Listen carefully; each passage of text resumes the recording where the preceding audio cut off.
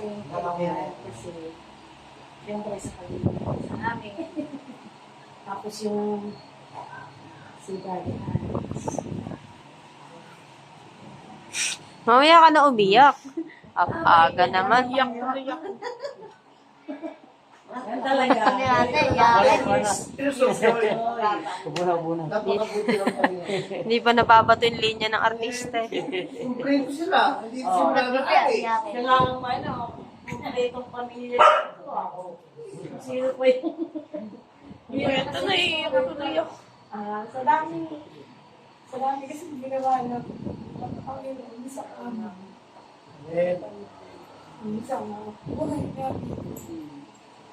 Gusto ko rin talaga pakasalamat sa kanila. Kasi last year, lagi akong nadalawin na nasa malayo kami kasi sabi ko, Lord, huwag ako. Sa pangalan mo, kahit na nararanasan ko yung ginahawa, pero may kulang. Sabi ko, gusto ko dumating yung panahon na makapunta ulit sa inyo. Kasi parang hinahanap ko yung kayo. Sabi ko ganyan. Kasi hindi naman tayo nabubuhay sa ginhawa lang eh. Iba talaga yung kapag presensya mo ng Panginoon yun. Yes. Nararamdaman mo, parang tipo na, kahit hindi ka ganun kadami yung pera mo, pero iba po talaga yung saya na nararamdaman mo. Kaya sabi ko nga, nung nag-Thanksgiving nung nakaraang taon, sabi ko, Lord, sabi ko, ganyan, andito kami sa malayo, sabi ko, gusto ko pumunta, pero di ako makapunta. Sabi ko, nawa, dumating yung Thanksgiving na makapunta po kami lahat, buong pamilya. Tapos, yun nga, dumating yung point na hindi naman namin sinasabi na parang pinaranas kami, pinakita kami yung Panginoon kasi parang sa isang taon na naranasan namin lahat ng ginhawa. Siguro parang sinabi sa akin yung Panginoon mo, anak, kalimot ka na. Kasi may mga time na parang minsan matutulog na lang ako. Parang mag-thank you na lang ako, gano'n na. Parang sabi ko, hindi ko nagdararamdaman yung presensya mo. Sabi ko, every time na mag-pray ako, parang thank you na lang. Hindi na ba ano ng puso ko yung pasasalamat talaga para sa Diyos, sabi ko ganyan. Kaya sabi ko nga, ang Panginoon marunong. Pag alam niya na parang lumalayo na tayo sa Kanya at parang nag-iiba yung nararamdaman natin para sa Kanya, meron talaga siyang gagawin ng parang para lumapit tayo. Kaya sabi ko nga, alam ko Lord, hindi ako nagtatanong ng sinanay mo. Grabe po, hanggang ngayon, dahil subukong kakamilarihan mo, sabi ko yan. Simula nung ipanakilala ka sa amin.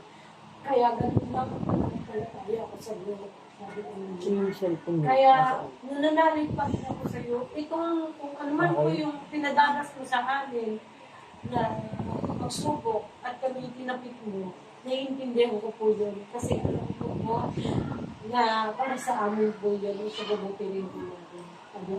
Kaya, sobrang nabibless talaga ako kasi sabi ko nga, katulad niyan, ngayon, sabi ko, hindi ko rin ina-expect na si Brother Alex is makakapunta kasi galing po siya ng trabaho. Tapos, late na nga kami kasi naglinis pa kami ng bahay. Tumawag siya, sabi ko nga sa mga anak ko, huwag na muna natin tawagin si Papa mo kasi alam ko yung ugali ni Papa mo, magagalit na naman siya sa atin. Sabi, late na naman kayo kasi ayaw niya po ng ganun na pag may mga, may mga ganitong gusto niya na maaga.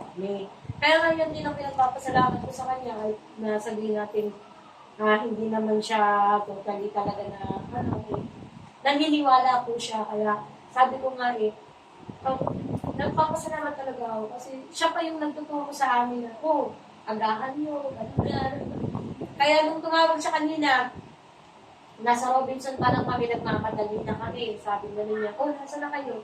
Sabi ko, papunta ka lang. Kasi, nasa na nga? Sabi ko, Robinson. Tapos, ang bagal niya talaga. Ayun pala, nandiyan na siya kanina pa. Ay, sabi ko sa mga anak ko, naunahan tayo ng baba mo. Sabi ko pa naman na. Sabi ko pa naman na, kung dating tawagan, ayun pala, nandun na siya. Kaya sabi ko nga yun, sobrang nag-test talaga ako kasi hindi ko inaasahan na hindi siya kasi galing ko siya ng trabaho. Kaya kanina nagpipray din talaga ako dahil sabi ko, Lord, kasi umuulan. Ang taon lang talaga maulan eh. Sabi ko kanina, Lord, umuulan. Sabi ko, hindi ko po sigurado na makakapunta po ang mga anak ko. Kasi kung umuulan, ako na lang po. Sabi ko ganyan, tawarin mo ko ako. Kasi gusto ko po talaga isama ng mga anak ko. Sabi ko ganyan, ipagkaloob po yung magandang panahon para sa amin. Tapos yung mga bandang sabi ng anak ko, umaraw na, sabi ko, maglang pa na eh, sabi ko ganyan, umaraw na. Yun, hanggang ngayon tuloy-tuloy. Kaya sabi ko, Lord, ang galing mo talaga. Lord, kasi sa mga simpleng lang talaga, tumutugon ka, sabi ko yan. Kahit na sabihin natin na tayo ay anak na napuulang sa kanya, pero patuloy pa rin siyang nandyan. Ang tayo tuloy.